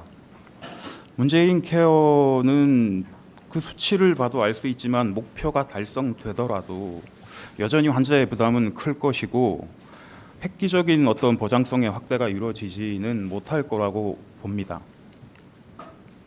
그럼에도 불구하고 저희가 문재인 케어를 지지했던 이유는 환자들이 항상 최우선 해결 과제라고 주장했던 비급여의 급여화가 이루어졌기 때문입니다. 그동안 환자들한테 가장 큰 병원비 폭탄을 안겼던 3대 비급여나 3,800여 개에 달하는 의학적 비급여 항목이 예비 급여를 통해서 관리되고 그걸 하겠다고 나섰기 때문입니다. 앞에서도 많이 얘기를 해주셨지만 문케어 이전에도 건강보험의 보장성 확대를 주장하지 않은 정부는 없습니다. 대부분 건강보험 재정 투입을 통한 보장성 확대를 추구하면서 실제 환자들에게 가장 큰 부담인 비급여 부분에 대해서는 항상 방관자적 태도를 유지해 왔습니다. 의학적 필요성이 충분히 검증되지 않은 항목들이 아무런 제한 없이 판매됐고 또 의학적 필요성이 충분히 검증된 경우에는 재정이 부족하다는 이유로 그 모든 부담을 환자에게 전가시키기도 했습니다. 고가의 항암 신약이나 혹은 최신 치료 기술들은 대부분 비급여였고 그런 상태에서 건강보험 재정을 투입하는 건 그냥 밑 빠진 독에 계속 물 붓기만 반복하는 꼴이었습니다. 그래서 저는 비급여의 급여화가 지금 당장 큰 독에 물을 가득 채울 수 있는 그런 정책은 아니지만 빠진 밑을 메우는 정책이기 때문에 이게 문재인 케어에서 가장 중요하고 또 의미 있다고 생각을 합니다. 그리고 보장률 70% 목표에 대해서 좀 의견이 많이 다른 것 같은데 의사분들은 이게 과도한 목표라고 하는데 대부분 환자단체나 시민사회단체들은 대부분 이게 너무 낮은 목표가 아닌가라는 의견이 많고 저희도 약간 아쉬운 부분이기도 합니다. 그런데 이 보장률이라는 개념은 사실 환자들이 느끼는 치료비 부담하고는 굉장히 차이가 있는 괴리가 큰 지표였고 뭐 그 이유는 당연히 비급여 부분이 제외된 수치이기 때문이고요. 또 OECD 국가들과 비교를 하는 것도 사실은 이게 국가마다 기준이 달라서 단순 비교만 하는 건 큰 의미가 없기 때문에 지금의 60% 초반에서 70%로 증가되는 그 수치에 저희가 민감하게 반응할 필요는 없다고 생각을 합니다. 오히려 비급여의 급여가 이루어진 이후에 국민들이 실제 체감하는 의료비 부담을 측정할 수 있는 그런 새로운 지표를 개발하고 또 활용하는 게 필요할 걸로 보이고 그 70%라는 수치는 임기 내에 기존 건강보험료 인상률만 적용하면서 확대할 수 있는 최대치를 70% 정도로 목표를 잡은 것 같은데 그 수치에 대한 아쉬움은 조금 있지만 말씀해 주셨듯이 재난적 의료비 지원 제도를 통해서 일부 보완이 가능할 걸로 보입니다. 그게 지금까지는 중증 질환자만 대상으로 했지만 이제 모든 환자가 다 대상이 되고 지원액도 늘고 또 단연 지원도 가능해졌기 때문입니다. 문재인 케어를 환자들은 환영하고 동의하지만 실행 과정에서 또 장기적인 관점에서 보완과 대비는 당연히 필요합니다. 앞서 말씀드렸듯이 문재인 케어가 건강보험 보장성 확대 완성이 아니라 시작이기 때문인데요. 우선 예비급여화 과정에서 여러 가지 항목에 대한 평가가 이루어질 텐데 그 중에는 우리가 병원에서 뭐 쉽게 만날 수 있는 배곡 주사라든가 마늘 주사라든가 뭐 이런 것들도 다 포함이 됩니다. 실제 의학적 효용이 입증되기 어렵고 입증 자체가 힘든 부분도 있지만 이런 부분에까지 건강보험이 적용되는 것이 과연 적절한지 이 부분에 대한 고민이 필요하고 그래서 의학적 효용성이 충분히 입증되지 않거나 혹은 거의 사장돼서 사용되지 않는 항목의 경우에는 예비급여 과정에서 과감하게 퇴출시킬 수 있는 그런 기준을 마련하는 것도 필요하다고 생각합니다. 그리고 앞서서 의협의 반대에 대해서도 언급을 해주셨는데 당장 비급여의 급여화로 인해서 실질적인 수입이 줄어들 수 있고 이거에 대해서 우려하는 건 이해합니다. 뭐 밥그릇은 누구에게나 소중하기 때문에 그걸로 뭐 비난할 생각도 없는데 그 비급여의 급여화로 인해서 줄어드는 수익에 대해서는 수가로 보전을 하겠다는 것이 정부의 입장인데 믿을 수 없어서 무조건 반대하겠다는 것은 책임 있는 전문가의 자세는 아니라고 생각합니다. 그리고 지금 그분들이 요구하는 적정 수가라는 개념은 개념 자체도 좀 모호하지만 단기간에 평가하기가 불가능한 개념입니다. 지금 행위별 수가제 하에서 수천 수만 가지의 행위나 약제 치료 재료까지 그 적정성을 평가하고 이후에 비급여의 급여화를 할 수 있다는 주장을 하고 있는데 그 말은 그냥 지금처럼 마음껏 비급여를 사용하고 싶다는 말로밖에 들리지가 않습니다. 문재인 케어가 그 수가 인상의 계기도 아니고 수가는 가입자의 동의를 바탕으로 이루어져야 하고 그 가입자의 동의는 구체적이고 신뢰성 있는 근거 자료를 통해서 이루어져야 합니다. 그런 의미에서 의협은 국민의 건강을 위해서 보다 현실적인 또 근거의 바탕을 둔 정책을 제안하고 또 실행 과정에도 참여해 주시기를 부탁드립니다. 문재인 케어 과정 그리고 그 이후에도 장기적인 보장성 확대를 위한 정책은 계속 필요한데 우선 의료는 최대한의 투자로 최대한의 건강을 담보할 수 있는 게 아니고 적정 의료를 통해서 건강을 확보하고 증진시키는 것을 목표로 합니다. 그래서 한정된 의료 자원을 효율적으로 배분하기 위해서는 앞서 설명해 주신 대로 의료 전달 체계 개편을 통해서 각 의료기관의 기능을 정립하는 게 우선 필요하다고 생각을 합니다. 그리고 마지막으로 가장 민감하고 또 정치적 부담도 큰 것이 건강보험 재정 확보 방안에 대한 논의라고 보는데요. 획기적으로 건강보험의 재정이 확충되지 않은 상태에서 보장성이 확대되는 것은 불가능하다고 저희는 생각을 하고 있고 이게 곧 건강보험료 인상을 의미하기 때문입니다. 최근에 국민들이 문재인 케어의 보장성 확대는 찬성하지만 건강보험료 인상은 반대한다는 그 설문 결과가 있었는데 저는 그 결과 자체만을 봐서 그거에 동의하기는 좀 힘든 것 같습니다. 왜냐하면 지난 10년간 꾸준히 건강보험료는 인상이 돼 왔고 그 인상률이 3%에서 6%로 급격하게 오른 적도 있었는데 국민들은 감수를 했죠. 그런데 그 과정에서 실제 보장률은 큰 차이 없이 매번 제자리 걸음을 하고 있었고 비급여 비용에 대한 불안이나 그걸 좀 피하려고 사보험이라도 좀 가입을 해서 위험에 대비하려는 현실에 있는 국민들이 무작정 건강보험료를 인상한다고 하면 반대하는 것은 당연하다고 저는 생각을 합니다.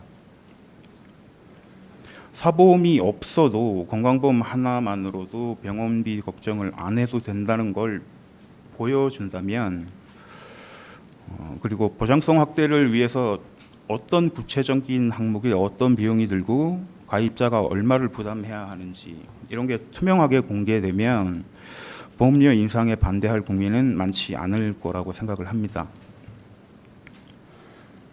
물론 가입자의 건강보험료 인상과 더불어서 국가 지원액의 구조도 선볼 필요는 있고 올해 국고 지원액은 이전 정부들에 비해서 나아진 점이 전혀 없는데 이미 누적 흑자분이 남아 있고 당장 큰 지출을 계획하고 있지 않기 때문이라고 이해는 하고 있지만 국민의 건강을 위해서 국가의 투자는 꾸준히 늘어나야 된다고 생각합니다.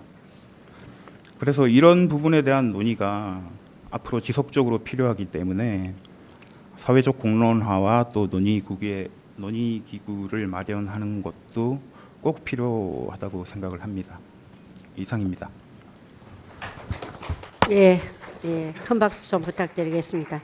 예, 국민 환자의 입장에서 말씀을 해주셨는데 나중에 혹시 시간 되시면 그 민간보험, 실손형 보험을 들었을 때에 그 병원에서 그 진료 행태하고 실손형 보험을 들지 않았을 때 행태하고의 차이점도 한번 얘기해 주시고 그거와 국가보험을 병행했을 때 환자들은 어떤 체감을 하고 있는지에 대한 얘기도 한번 듣고 싶었습니다. 다음은 쿠키뉴스의 우리 조민주 기자님께서 기자의 눈으로 문재인 케어는 어떻게 지금 보고 계시는지 한번 듣고 싶습니다. 네. 예, 쿠키뉴스 조민규 기자입니다. 많은 분들이 이제 정부 얘기 듣고 싶어하실 것 같아서 저는 간단히만 말씀드리겠습니다. 제가 이제 취재 현장에서 이제 보장성 강화 정책이 발표됐을 때 이제 카톨릭 병원도 갔었고 봤지만 가장 그때 논란이 됐던 부분이 비급여의 전면 급여화였습니다. 의학적 필요성이 있는 모든 비급여를 어떻게 구분할 것이고 어디까지가 정부가 커버할 수 있는 부분이냐. 사실상 이 부분을 판단하기가 이제 각자의 입장에서 환자 입장에서 의학적 필요성, 의사 입장에서 필요성 다 다르기 때문에 그런 논란이 있었던 걸로 생각되는데요. 근데 그런 발표되면서 논란이 된 만큼 또 기대감이 컸던 게 그러면 정말로 의료비가 많이 줄어들 것인가, 얼만큼 줄어들지, 내가 비용하고 환자들이 특히 암 환자나 희귀질 환자 같은 경우에는 굉장히 큰 고가의 치료제를 쓰고 많은 비용을 부담해 왔기 때문에 더 기대감이 컸던 게 사실이고, 그만큼 만약에 안 되면은 또 어떡하지, 또 걱정이 상존했던 게 사실입니다. 때문에 이제 환자들이 만나 뵈면은 가장 먼저 저희한테 물어보시는 말씀이 있습니다. 이 약제는 언제 보험이 돼요? 이 치료는 언제 보험이 돼요? 근데 뭐 사실상 저희가 알 수 있는 것도 아닌데 정부 돌아가는 얘기를 들었을 때 재정이 있어야 되는 거고 또 사회적 합의가 필요합니다. 이런 답변밖에 사실상 드릴 수가 없었거든요. 근데 정부가 보장성 케어를 하면서 너무 기대치를 이제 환자분들의 기대치를 높여오는 부분이 있지 않나 그런 생각이 듭니다. 왜냐하면은 비급여 전면 급여하니까 갑자기 비용이 안 든다는 생각까지 가는 거죠. 보험하면은 몇백만 원짜리가 갑자기 10만 원 떨어지고 몇만 원 떨어지니까 환자분들은 이게 전혀 내 부담은 확 줄어드는 게 아닌가. 근데 사실상 이게 단계적인 거기 때문에 정부한테 안타까운 부분이 단계적인 계획을 발표하기보다는 큰 그림을 그려놓고 시작을 하니까 이게 갑자기 환자들이 다가오는 게 너무 다른 거죠. 정부가 얘기하는 거하고 환자 다가오는 거하고. 사실 이제 의료비 부담 문제, 이제 환자들이 얘기하는 게 의료비 부담이거든요. 제가 메디컬 푸어를 취재를 하면서 환자분들을 만나 뵀을 때 가장 큰 어려움은 내가 과연 최선의 치료를 받을 수 있을까였습니다. 최상이 아니라 내가 지금 국가에서 시행하는 제도권 안에서 좋은 치료들이 있는데 그걸 받을 수 있을까?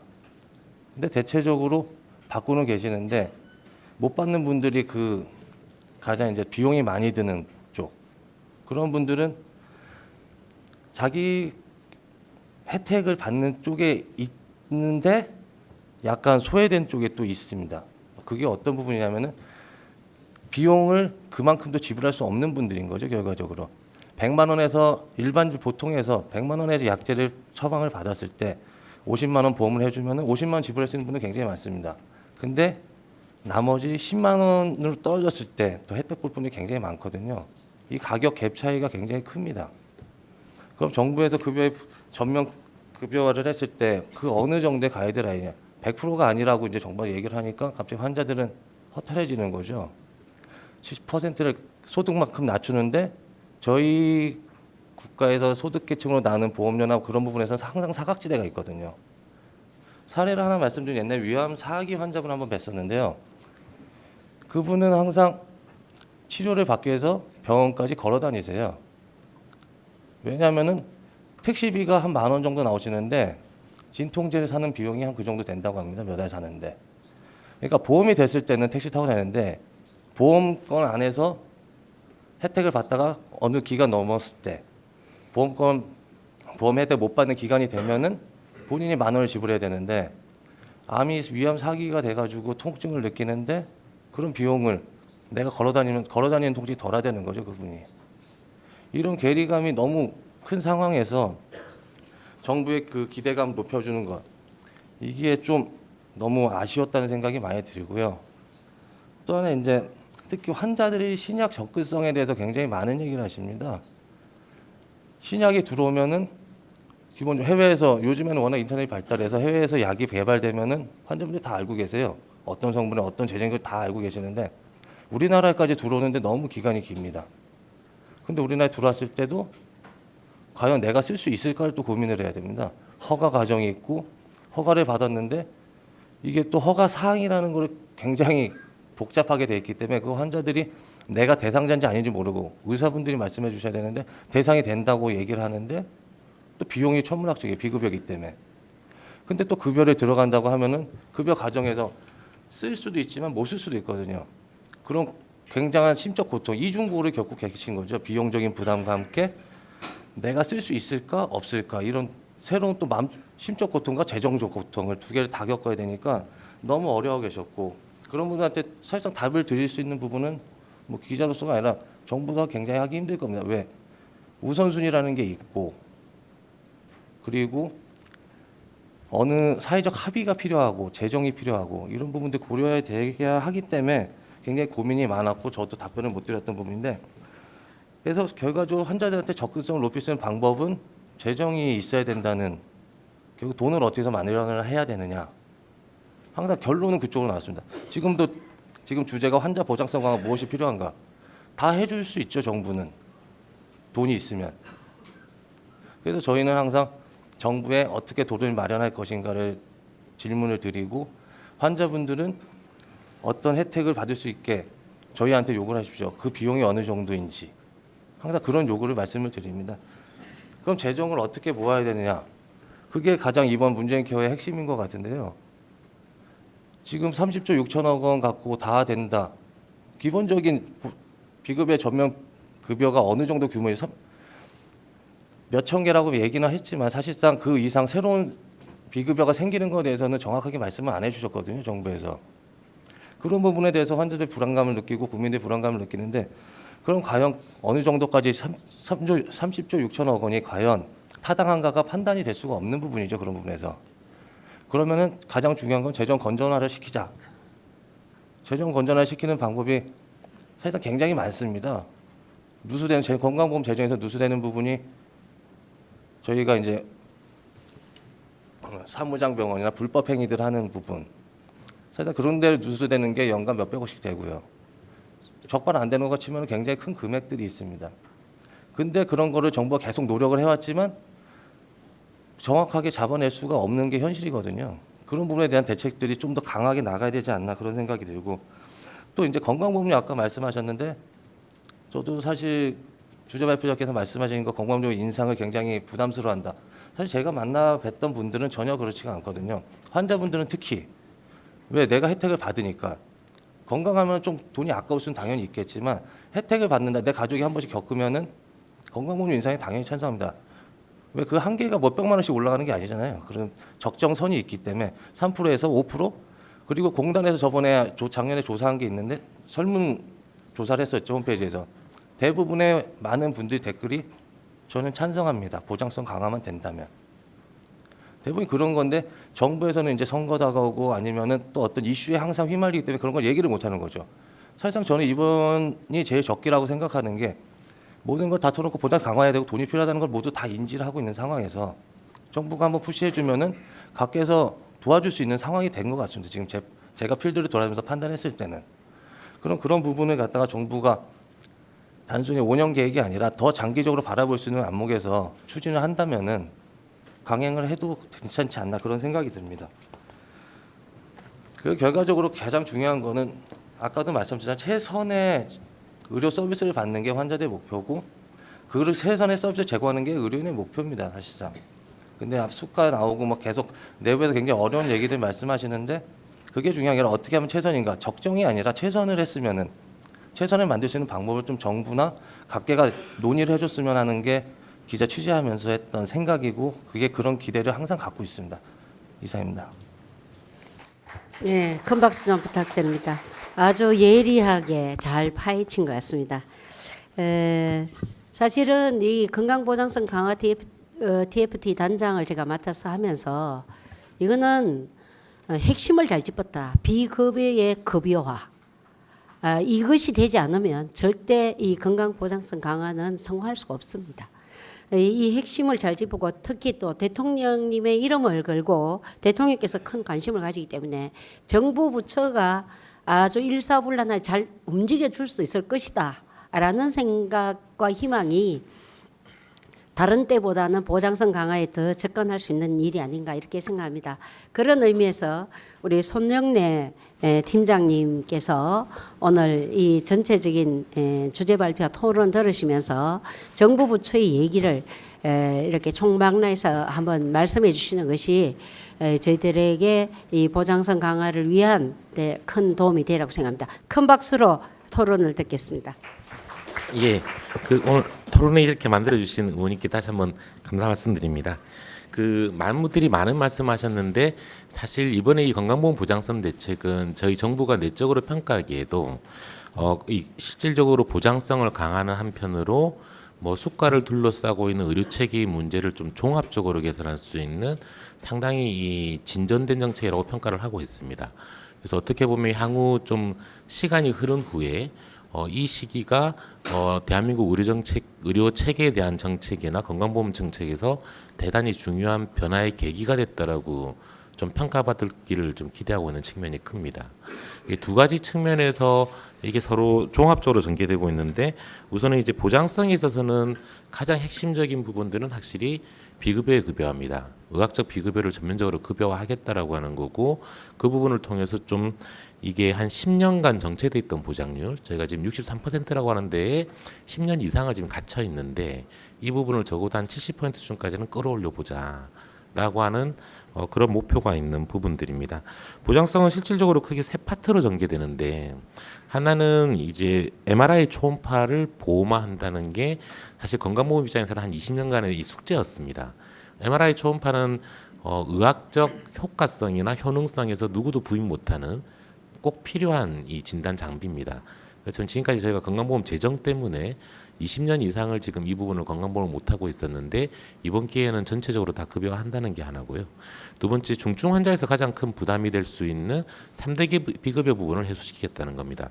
선택진료비는 이 30년의 역사를 뒤로하고 금년도 1월부터 없어졌습니다. 이제 선택진료비 자체는 아예 사라져버렸고 상급병실도 적어도 2인실까지는 보험이 적용되는 체계로 지금 이행을 하면서 금년도 한 7월경까지는 2인실까지 보험 적용을 하겠다는 입장이고 마지막 간호간병 쪽, 간병 쪽에 대한 국민들 이 고통이 중증 환자의 고통이 굉장히 크기 때문에 이 부분도 건강보험을 통해서 급여화 시키겠다는 게 이게 이 큰 방향입니다.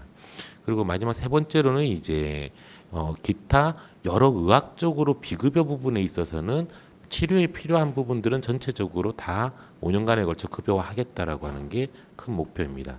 이게 이제 개수는 지금 분모 자체는 3,800개 정도를 검토하고 있는 중이고 이 부분은 의학계하고 좀 이 의견을 거쳐서 추리긴 추려야겠지만 아무튼 치료에 필요하다고 판단이 든다 그러면 전체적으로는 급여화시키겠다는 게 기본적인 방향입니다.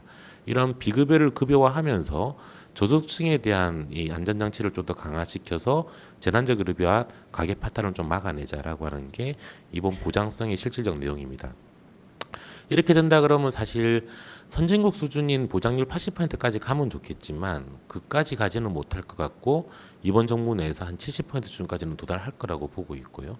이 70%라고 하는 수치가 여러분들이 좀 상반된 평가를 하셨지만 저희가 평가하기에는 지금 실질적으로 이행 가능성을 고려했을 때 두 번째 그리고 거기에 필요한 재정 소요를 고려했을 때 가장 좀 이성적인 목표 수치라고 지금 평가하고 있습니다. 그리고 모두에서 말씀드렸듯이 거의 15년간을 지금 63%대 벽을 깨지를 못하고 있는 상황입니다. 정부가 건강보험 보장성을 강화한다고 노력은 하지만 비급여의 팽창 속도도 굉장히 빠르기 때문에 항상 이 63%대계라고 하는 이 벽을 지금 못 깨고 있는 상황인데 적어도 이번 정책은 가장 핵심적인 문제인 비급여를 정조준하고 들어가고 있기 때문에 70% 수준까지 이행 가능하다라고 지금 평가하고 있는 중입니다. 이렇게 이제 보장성을 좀 실질적으로 강화시켜서 국민들이 체감할 수 있는 혜택을 드린다는 게 한 축의 중요한 목표라면 다른 한 축으로는 이 의료 체계 내에서 고질적으로 문제가 되고 있는 수가 체계를 좀 이번 기회에 정상화하자라고 하는 또 다른 굉장히 중요한 축이 있습니다. 이게 수가 체계에 대한 문제는 뭐 아시는 분도 있고 모르시는 분들도 있겠지만 사실상 지금 건강보험의 수가 체계 보상이 충분하지 못하다 보니까 의료계 입장에서는 계속적으로 비급여를 만들어내던가 비급여를 늘려나가는 식으로 이 수익을 벌충하는 그런 경향성을 띠고 있습니다. 그렇다 보니까 비급여가 급여보다 항상 빠르게 증가하고 이 부분의 가격이 건강보험이 적용되고 있는 의료기술에 비해서 굉장히 높게 책정되고 환자분들로서는 의료기관을 이용할 때 이게 왜 이렇게 비싼 것들이 건강보험이 적용되지 않는지 그리고 이게 필요한 것인지 의아심을 가지면서 의료를 이용하게끔 이렇게 좀 유도하는 측면들이 있었습니다. 그래서 이런 부분들을 이번 기회에 좀 정상회에서 비급여를 해소하는 대신에 급여권의 수가를 좀 충분히 올려서 이 급여 건강보험만으로도 의료기관이 정상적으로 운영될 수 있는 체계로 좀 이행을 하자라고 하는 게 또 하나 굉장히 중요한 목표 중에 하나입니다. 이 비급여를 통한 수익 벌충이라고 하는 게 사실 따지고 보면 누구에게도 지금 유리하지가 않습니다.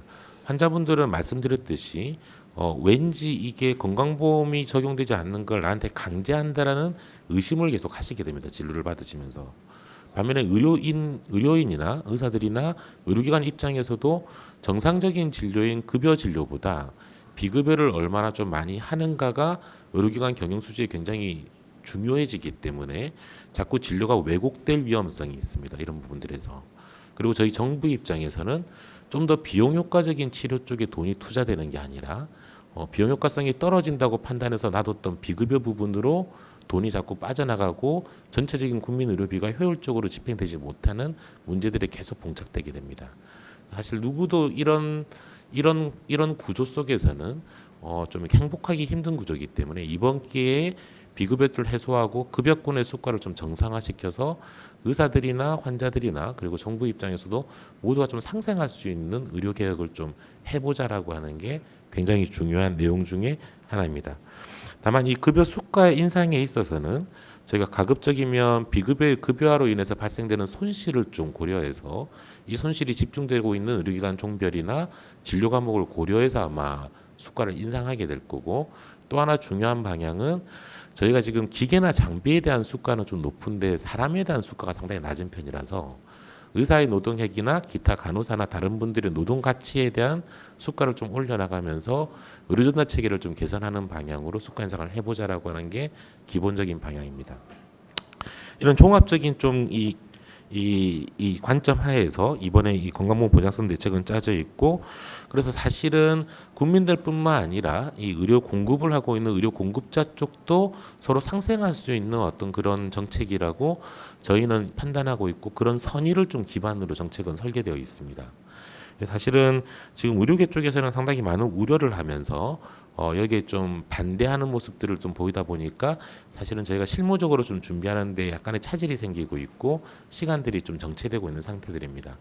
근데 이 부분에 대해서는 지금 말씀드린 것처럼 이게 뭐 신뢰가 문제겠지만 서로 잘 될 수 있다라고 하는 선의에 기반된 정책이기 때문에 이 변화를 무조건적으로 반대하는 게 능사는 아닐 거라고 봅니다. 또한 그렇게 반대를 하는 부분들이 국민들로서도 지지를 받기가 좀 힘들 거라고 하는 판단들이고요.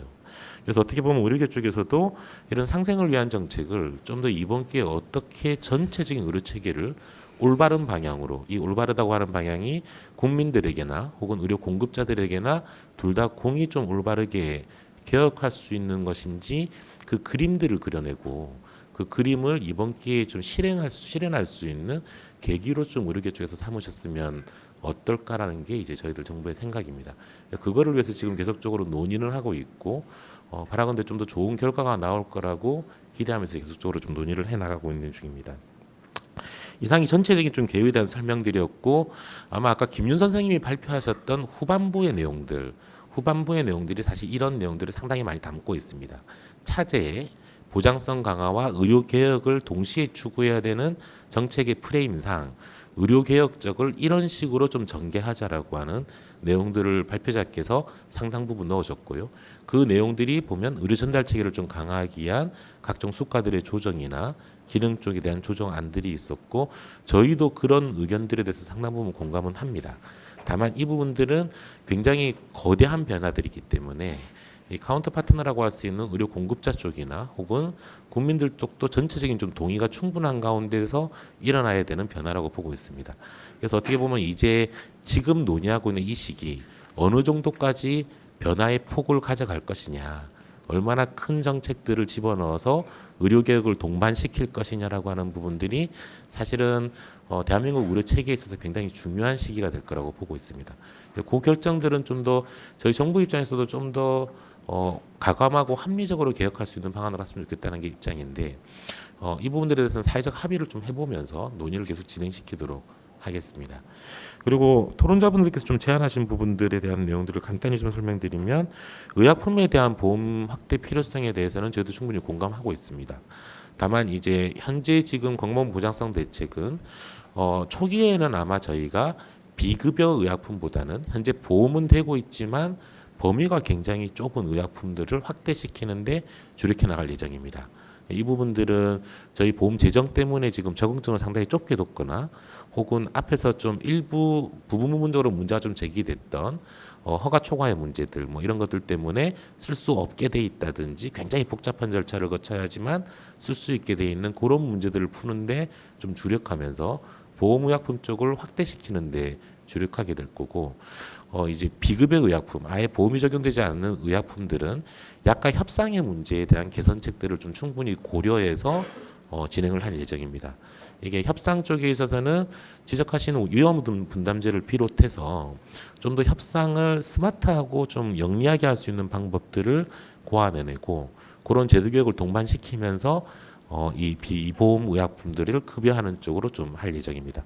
그렇게 해야지 약간 우리나라 입장에서는 좀 너무 고가의 가격을 지불하면서 계약에 끌려가는 사태를 방지하면서 좀 효율적으로 건강보험을 확대시킬 수 있을 거라고 보고 있습니다. 마지막으로 재정에 대한 부분들은 계속적으로 좀 지적은 되시는데 일단 재정은 두 가지 정도 말씀을 드릴 수 있을 것 같습니다. 이게 30조 6천억이라고 하는 재정 추계가 정확한 것인가? 저희가 각종 자료를 통해서 현재 비급여의 규모가 어떻고 이거를 급여하는 데 있어서의 소요되는 재정의 볼륨에 대한 설명들은 쭉 드리고 있습니다. 김윤 선생님 발표 자료에도 그런 내용은 들어가 있어서 30조 6천억이 사실은 저희가 분석 자료 틀에서는 전부 해명이 된다라고 보고 있습니다. 다만 이 부분에 대한 신뢰들이 조금 미흡하다 그러면 이 재정을 저희가 단년도에 쓰겠다는 게 아니라 5년간에 걸쳐서 차근차근 진행할 예정이기 때문에 내년이나 내후년쯤에는 재정 수치로서 충분히 보실 수 있다고 보여집니다. 그래서 첫 해, 둘째 해에 쓰려고 했던 재정이 정부가 계획한 재정 범위 이내인 것인지 그거를 벗어나고 있는 것인지는 중간중간에 충분히 점검이 가능하기 때문에 그런 점검을 통해서도 재정 계획은 다시 한번 평가할 수 있고 또 수정할 여지가 충분히 있다라고 말씀을 드릴 수 있을 것 같고 그다음에 이 재원 조달에 있어서는 저희가 과거 10년 정도의 보험료 인상률 3.2% 정도를 평균적으로 인상했는데 향후로도 한 3.2% 평균 정도 수준을 유지하면서 보험료를 인상해야겠다라고 국민들께 말씀드린 바가 있습니다. 이 3.2% 인상률이 작은 편은 아닙니다. 저희들 입장에서 볼 때는 이 정도 보험료 인상률을 계속 유지할 수만 있다 그러면 여기에 필요한 재원들은 충분히 조달가 가능할 거라고 보고 있고 이게 뭐 국민들께서 어떻게 평가하실지 모르겠지만은 이제 보장성을 좀 획기적으로 강화시켜 나간다는 전제가 있다 그러면 매년마다 한 3-4% 보험료 인상률 정도는 용인해 주시지 않을까라고 하는 게 저희 정부의 기대치고 지금 그렇게 보험료를 인상하겠다라고 발표한 내용들입니다. 그래서 요거는 사실은 저희가 평가하기에는 보장성 강화가 얼마나 국민들에게 체감성 있게 추진되느냐가 관건일 거라고 보고 있습니다. 말씀드렸던 MRI 초음파의 보험 적용이나 선택진료비 폐지, 상급병실 보험 적용 같은 부분들이 국민들이 실제 느끼시는 가운데에서 건강보험의 보장성이 강화된다고 동의하시는 가운데서는 한 3-4% 정도의 보험료 인상률을 충분히 동의하실 거라고 지금 그렇게 기대하고 있는 중입니다. 예, 이상입니다. 네, 수고하셨습니다. 큰 박수 좀 부탁드리겠습니다. 이제 종합적으로 우리 김윤 교수님께서 주제 발표를 하셨습니다. 그래서 전반적인 토론에서 나온 말씀들을 조목조목 이렇게 좀 분석하셨어요. 방금 열심히 치는 거 보셨죠? 예, 오늘 좋은 답변 좀 부탁드리겠습니다. 네. 네. 좋은 토론 감사드립니다. 제가 발제한 내용보다 훨씬 더 다양한 주제를 체계적으로 지적해 주셨습니다.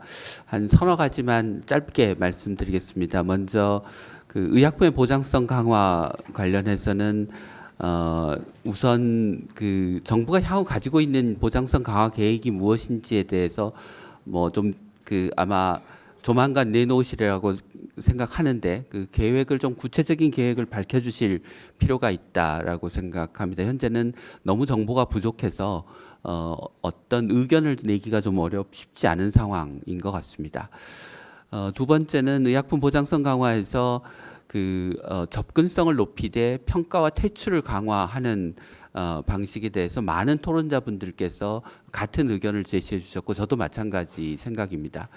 저는 이제 이거를 입구는 좁게, 입구는 넓게, 출구는 좁게 이렇게 이제 표현을 하는데요. 그러니까 입구를 넓힌다고 하는 얘기는 신속하게 등재하고 지금보다 급여 확대를 보다 과감하게 한다고 하는 뜻이고 출구를 좁게 한다고 하는 뜻은 등재된 의약품이 의학적으로 꼭 필요한 환자에게 사용될 수 있도록 하는 체계와 지속적인 평가를 통해서 이 비용 효과적이지 않거나 효과적이지 않은 약은 보험 등재에서 다시 퇴출되는 기전을 만들어야 된다라고 생각합니다. 이렇게 하려면 그 현재 그 기술평가제도나 급여결정제도뿐만이 아니라 의약품의 사용과 관련 제도까지를 다 놓고 기술평가, 급여결정, 의약품의 사용 및 모니터링에 관한 제도 전체를 놓고 우리가 제도 개선을 좀 해야 될 필요가 있습니다. 당장은 비급여를 급여로 전환하는데 이제 우선 급해서 이 논의를 충분히 못 하고 있지만 일단 비급여 급여 전환과 관련된 계획이 어느 정도 방향이 잡히면 저는 이 기술 평가와 의약품의 적절한 사용 및 관리에 관한 부분에 대해서 보다 심도 있는 토론이 필요할 거라고 생각합니다. 두 번째는 이제 비급여의 급여화 관련해서 우리 그 환자 단체에서 오신 최성철 대표님께서 잘 말씀해 주신 것처럼 기존 체계는 소위 기존의 보장성 강화 정책은 밑빠진 독에 물붓기였고 비급여의 급여화라고 하는 그 독 자체를 수리하지 않고서는 보장성을 올릴 수 없다고 하는 것이 지난 10여 년간의 우리나라에서의 보장성 강화 정책의 시행 경험입니다. 일부 이제 의료계에서는 비급여 진료가 불가피하다라고 말씀을 하시고 있는데 이거는 그 국민의 관점에서는 국민이 의료비 때문에 빈곤층으로 전락하는 것을 방치해도 괜찮다라고 해석될 수 있는 여지가 있습니다. 물론 기존의 비급여 진료를 할 수밖에 없었던 기계적인 심사 체계에 문제가 있긴 하지만 이거는 심사 체계를 개선해서 해결해야 될 문제지 비급여 제도 자체를 온전하거나 비급여 진료를 내버려 둬서 해결할 문제는 아니라고 생각합니다. 비급여 문제는 또 실손보험과 맞물려서 과잉 진료와 의사와 환자 사이의 불신을 초래하고 이것은 방어 진료나 환자들의 대형 병원 집중과 같은 장기적인 관점에서 우리나라 의료 제도의 근간을 흔드는 신뢰와 근간을 흔드는 문제이기 때문에 비급여 문제는 이번 기회에 반드시 개선되어야 될 거라고 생각합니다. 재원 조달과 보험료 인상과 관련해서는 이제 제가 발표해서 보장성을 높이기는 원하지만 보험료 부담을 기꺼이 하겠다고 하는 국민이 많지 않다 이렇게 말씀드렸는데 많은 분들이 국민들의 생각이 그렇지 않다.